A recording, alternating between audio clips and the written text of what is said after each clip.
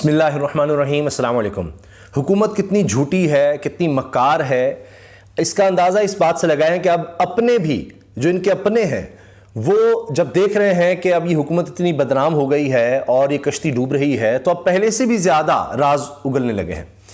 मिफ्ता इस्माइल साहब वज़ीर ख़जाना थे तब तक के जब तक के इसहाक डार साहब, नवाज शरीफ साहब के समधी वो नहीं वज़ीर ख़जाना बन गए। ख्वाहिश तो उनकी बड़े देर से थी, लेकिन मिफ्ता इस्माइल साहब उसके बाद से ही बयानात देने लग गए थे। मगर अब तो उन्होंने जो वन पॉइंट एजेंडा है हुकूमत का, उसी को तबाह करके रख दिया है कि जी इलेक्शन नहीं करवाने। अब 21 अरब रुपए का मामला था और मिफ्ता इस्माइल ने वाज़े तौर पर कह दिया है, क्योंकि वो तो अभी इन्हीं के दौर में वज़ीर ख़जाना रहे हैं, वो कहते हैं कि जी 21 अरब रुपया मसला ही कोई नहीं है।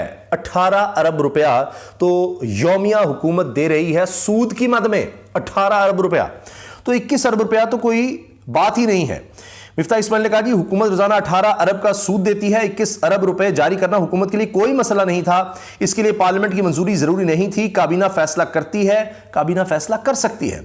बाकी तो अब बात हो रही है जी कि स्टेट बैंक देता है पैसे, रिलीज करता है नहीं, इलेक्शन कमीशन को वजारत खजाना इस मामले में क्या करती है।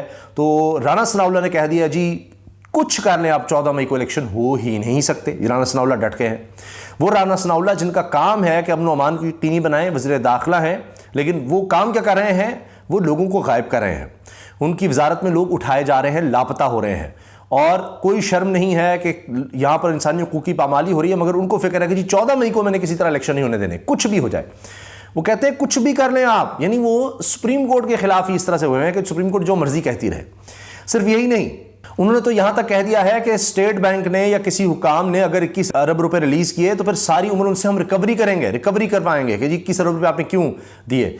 अब अजीब बात यह है कि सुप्रीम कोर्ट के हुक्म पर देंगे, तो पहले तो राना सनाउल्लाह खुद तौहीन अदालत कर रहे हैं।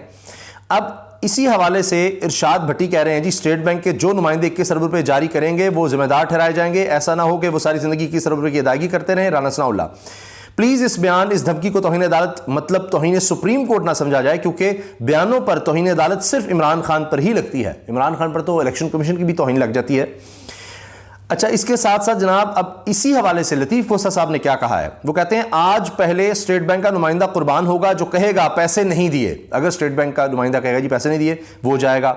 अगर वो कहे वजारत खजाना ने रोका, तो फिर वजीर खजाना और इसके बाद वजीर आजम कुर्बान होगा। लतीफ खोसा जिन्होंने हाल ही में गोल मेज कॉन्फ्रेंस बुलाई पाकिस्तान के बड़े 50 कानूनी माहिरीन की, उसमें एतजाज़ साहब भी थे और लतीफ़ खोसा भी मेज़बानी कर रहे थे। अब उसकी जो स्टेटमेंट, जो एलामिया है, वो इस्टेब्लिशमेंट के लिए भी, इलेक्शन कमीशन के लिए भी, और बाकी जो इस वक्त उकसा रहे हैं कुछ जजेस को कि जनाब आप आइन के ख़िलाफ़ जाएँ और 90 दिन के अंदर इलेक्शन वाला जो मामला है उसके ख़िलाफ़ आपको खड़े हो जाना चाहिए, वो सब, उन सब के लिए ये गोल मेज कॉन्फ्रेंस का एलामिया जो है बहुत बड़ा झटका है। अच्छा जी, इसके साथ जनाब पैसे नहीं हैं, 21 अरब रुपया नहीं है जो रिलीज करेगा, उसके लिए राना सनाउल्लाह की धमकियां हैं। मगर साथ ही टेंडर आ गया हुकूमत की तरफ से कि मुगीस अली इस पर कहते हैं जी साफियां, आटा नहीं, इलेक्शन के लिए फंड्स नहीं, लेकिन चीफ इलेक्शन कमिश्नर के घर की तज़ीन और आइश कंस्ट्रक्शन के लिए 10 करोड़ रुपए हैं, टेंडर जारी। अब आप अंदाज़ा लगाइए किस किस तरह से रिश्वत देते हैं कि जी उसके लिए 10 करोड़ रुपये जनाब इलेक्शन कमिश्नर के लिए, जी आप हमारा साथ दें, इलेक्शन करवाएं तो देखिए आपके लिए हम क्या क्या सोच रहे हैं। इसके साथ ये तो 10 करोड़ है ना जनाब, अभी 129 अरब रुपए, आप सोचिए जरा, 129 अरब रुपए प्रोजेक्ट्स के लिए रिलीज किए गए हैं। माशी बहरान के बावजूद तरक्याती मंसूबों के लिए 129 अरब रुपए जारी। पैसा इनके पास बहुत है। मिफ्ता इस्माइल ने ऐसे इनका भांडा नहीं फोड़ा कि जी 21 अरब रुपया मसला ही कोई नहीं है, सिर्फ तौहीन अदालत कर रहे हैं। और हाल ये है, अभी मैं आपके सामने राना सनाउल्लाह के वाले से जो धमकियाँ दे रहे हैं, तौहीन अदालत कर रहे हैं, लेकिन अदालत जो है वो कह चुकी है कि हमारा इस वक्त फोकस तौहीन अदालत नहीं, उससे ज़्यादा ज़रूरी है इलेक्शन करवाना। वरना आप देखिए कि राना सनाउल्लाह का काम क्या है। और इसी पर फवाद चौधरी ने कहा है कि ये कैसे हो सकता है कि आप एक तरफ मुज़ाकरात की बात करते हैं और दूसरी तरफ आपने ये काम पकड़ा हुआ है। हुकूमत माहौल बनाए, ये नहीं हो सकता मुज़ाकरात और गिरफ्तारियां एक साथ हों। क्या आप मुज़ाकरात के लिए सिराजुल हक साहब को भेजते हैं और साथ गिरफ्तारियां भी शुरू कर देते हैं। अब जहां तक बात है मुज़ाकरात की, तो उस पर ईद उल फितर के बाद APC तलब करने का फैसला हुआ है और जमात इस्लामी की मेज़बानी में कहा जा रहा है APC होगी और इसमें सबको इन्वाइट किया जाएगा। ये खबर भी साथ चल रही है। अब अगर ये सब नहीं होता, यानी मुज़ाकरात APC कामयाब नहीं होती या मामला इलेक्शन की तरफ नहीं जाते, तो फिर शेख रशीद कहते हैं जी शहबाज शरीफ आर्टिकल 6 की तरफ बढ़ रहे हैं, इलेक्शन करा दें वरना फैसला सड़कों पर होगा। आर्टिकल 6 बगावत का है और इसी से इनको डर है कि जी इमरान खान कहीं हम पर आर्टिकल 6 ना लगा दे। इस तरह की स्टेटमेंट्स दी जा रही हैं। एक और मामला जो बड़ा अहम सामने आया वो ये था कि फवाद चौधरी साहब ने कहा है कि निगरान हुकूमत की मुद्दत में तोसी नहीं हो सकती, सुप्रीम कोर्ट को रेफरेंस भेजेंगे। इसके साथ साथ उन्होंने कहा कि फजलुर रहमान ने इंकशाफ किया है कि इनके धरने के दौरान जनरल बाजवा, जनरल फैज़ ने इनसे वादा किया, यानी फजलुर रहमान से बाजवा ने और फैज़ ने वादा किया कि वो इमरान खान का तख्ता उलट देंगे। मैं समझता हूं इस पर तहकीकात की ज़रूरत है, इस पर फॉर्मल कमीशन बनना चाहिए और पता चलना चाहिए कि इसमें कौन कौन मुलव्वस था, किसने इनको यकीन दहानी करवाई, फवाद चौधरी, कि ये हुकूमत उलटने के लिए किस किस ने यकीन दहानी करवाई थी। और अब हालात ये हो गए हैं कि इलेक्शन से जिस तरह फ़रार का रास्ता इख्तियार किया जा रहा है, पूरी कौम अब इस चीज़ को देख रही है, लोग लापता हो रहे हैं, सब कुछ हो रहा है। इमरान खान भी अब इस्टेब्लिशमेंट पर भी तनकीद करते हैं। अब आप देखें जनरल अमजद शोएब साहब जिन पर मुकदमा भी हुआ, इस उम्र में इतने पाकिस्तान के लिए कुर्बानी देने वाले शख्स के लिए जिस तरह उनको गिरफ़्तार किया गया, उनकी तस्वीरें और वो सब कुछ हुआ, तो ख्याल था कि जी वो खामोश हो जाएंगे, उनको दबा लिया गया, डर गए हैं। अब वो क्या कह रहे हैं, आर्मी चीफ ने कहा कि पाकिस्तान की सेंटर ऑफ ग्रेविटी अवाम है, मगर अवाम और फौज के दरमियान बहुत बड़ी दूरी आ चुकी है, अवाम मुतनफ़र हो चुकी है। ये अमजद शोएब साहब कह रहे हैं, lieutenant general retired Amjad Shoaib साहब। अब ये लोग दुखी हैं, ये लोग तकलीफ़ में हैं। अभी वेटरन्स ऑफ पाकिस्तान ने भी इस तरह की बात की थी। अमजद शोएब साहब भी ये कहते हैं कि भाई मैं उन लोगों की बात करता हूँ, मैं उनको रिप्रेजेंट भी करता हूँ, तो उनकी तरफ से भी कहा जाता है कि वो दुखी हैं कि फ़ौज में और अवाम में दूरियाँ हो रही हैं। अब इसका हल क्या है? Free and fair election. जो भी उसके नतीजे में आएगा, आप देखिए माहौल बेहतर होने लग जाएगा, हालात बेहतर होने लग जाएंगे। मईशत कम अज़ कम जो हालात इस वक्त हैं, ज़ाहिर है कहा जा रहा है जी फौरी तौर पर ठीक नहीं होगी, शायद साल 2 साल लगे, मगर हम कहीं से शुरू तो करेंगे। ये अदम इस्तेहकाम, ये जो सुप्रीम कोर्ट से टकराव, ये सब कुछ जो हो रहा है, इसका तो कहीं तो ख़त्म होगा और फिर कुछ ही आगाज़ की तरफ जाएंगे। अभी तो सिर्फ हम तबाही से तबाही की तरफ जा रहे हैं। हर गुजरता दिन जो है वो नई खबर लाता है अदम इस्तेहकाम की, कि जी इलेक्शन नहीं होंगे, ये नहीं होगा, वो नहीं होगा। शेख रशीद ने कहा है जी ज़ाती ख्वाहिश है कि हमारी फ़ौज से सुलह हो, तो ये तब अब जाहिर है कि कोई इलेक्शन की तरफ मामला जाएगा तो तभी इदारों के दरमियान टकराव की जो कैफियत है वो कुछ कम हो सकेगी और मामलात आगे बढ़ सकेंगे। वरना हुकूमत का हाल आप ये देखिए कि आटा पॉइंट पर एक और बुजुर्ग खातून जाँ बाक हो गई है। कोई आपको अच्छी खबर इस हुकूमत के हवाले से नहीं मिलेगी, सिर्फ बर्बादी की खबरें हैं, वो आटे की वही लाइनें हैं।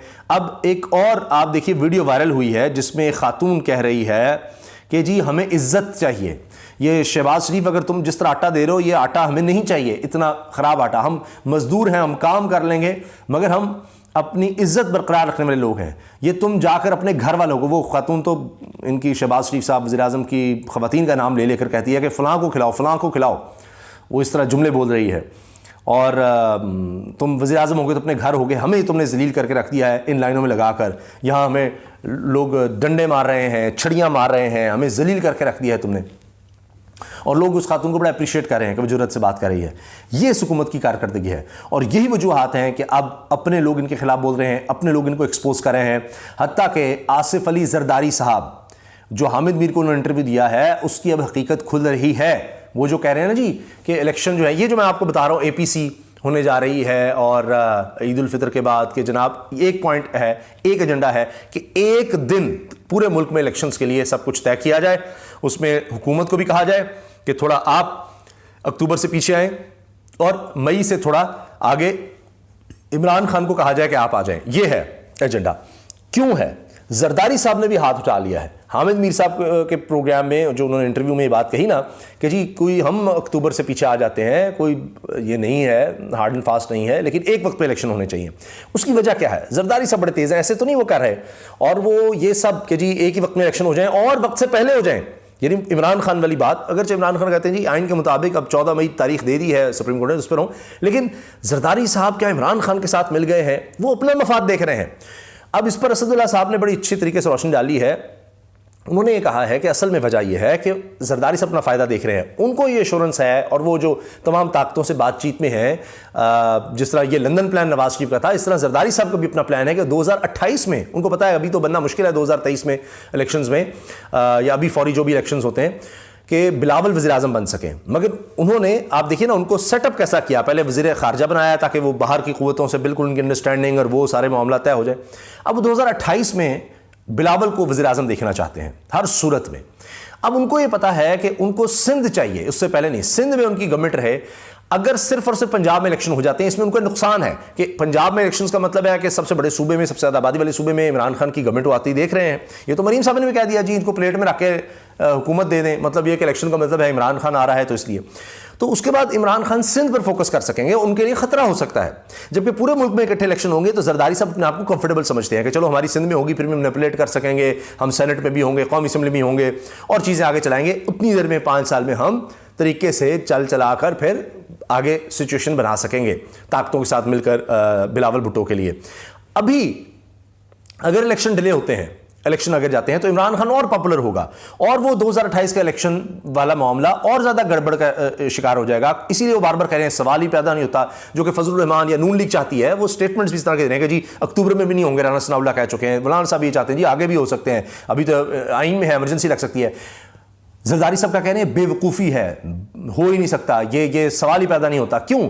वो उनको जो बिलावल वाला प्लान है वज़ीर आज़म का, वो जाता दिखाई देता है कि साल अगर डिले हो जाते हैं तो उनको नुकसान देते हैं कि हमारे पास सिंधी रहेगा, उतना उल्टा बदनामी होगी, कहीं ना कहीं इलेक्शन करवाने पड़ेंगे, उतना काम खराब होगा। तो लिहाजा वो कहते हैं कि एक ही वक्त में इलेक्शन हो जाएं, वक्त से पहले हो जाएं, इमरान खान की जो डिमांड है उसको थोड़ा सा रिलैक्स करके तो उस तरफ आए ताकि वो अपना देख रहे हैं बिलावल का मुस्तकबिल, उनको नून लीग से दीगर से कुछ नहीं है। तो इलेक्शन वो कहते हैं जी वक्त पर अक्टूबर में तो हर सूरत, लेकिन अगर फिर भी होने उससे पहले तो सबके साथ इकट्ठे हो जाएं ताकि उनको सिंध महफूज हो, फिर वो उसकी आगे चल के प्लानिंग कर सकें। और डिले में उनको ये लग रहा है कि इमरान खान की पॉपुलैरिटी बढ़ेगी और उनका वो मंसूबा बिलावल वाला और नाकाम होगा, क्योंकि मलबा उन पर बढ़ता चला जा रहा है दिन ब दिन, जितनी ख़राब सूरत हाल है। इसीलिए आप देखिए कि उनके लोग, चाहे वो मंदोखेल साहब हों, अब्दुल कादिर मंदोखेल, उन्होंने कह दिया जी सागडार को हटा दें, ये तो बड़ा बुरा जा रहे हैं और इस तरह। तो प्रेशर वो भी अब महसूस कर रहे हैं कि इतनी बुरी इकॉनमी है, इतने बुरे हालात हैं, ये नहीं हो सकता कि सब कहेंगे हाँ जी नहीं हमारा तो कोई लेना देना नहीं पीपल्स पार्टी का। तो लिहाजा इस वजह से अब वो भी समझ रहे हैं कि इलेक्शन जो है वो एक साथ, तो वो कहने हैं साफ तौर पे कि आगे भी नहीं जाने, और अब राना सनाउल्लाह भी कहने लग गए हैं जी इकट्ठे होंगे, इसी साल होंगे, लेकिन 14 मई को नहीं होंगे। अब वो यहाँ तक आ गए हैं, वरना कहते थे जी अक्टूबर में भी नहीं होंगे, चूंकि जरदारी साहब साथ छोड़ते नजर आ रहे हैं। तो अपनों का क्या गिला मिफ्ता इस्माइल जैसे लोगों का, या शाहिद खान अब्बासी जो मिलकर कह रहे हैं जी इन लोगों में अहलियत ही नहीं है, इस वक्त जो लीडरशिप है वो ये अहल ही नहीं है जो उनको ओहदे दे दिए गए हैं। ना सिर्फ ये, वो कहते हैं जी हुकूमतें सिर्फ अपने लिए, अपनी ज़ात के लिए करती हैं कानून साजी, अवाम के लिए नहीं करती। तो आजकल वो बड़े सच्चे हुए हैं, तो वो इस वजह से भी ये हैं कि वो भी इलेक्शन देख रहे हैं और वो भी देख रहे हैं कि अब अवाम में कोई साख इस हुकूमत की पीडीएम की नहीं रही, तो अपने आप को बचाकर आगे मुस्तकबिल के कुछ बेहतर बनना चाह रहे हैं। और वो अब जरदारी साहब भी उसी चक्कर में आप देख रहे हैं सारी गेम कर रहे हैं। इजाज़त दीजिए, अल्लाह हाफ़िज़।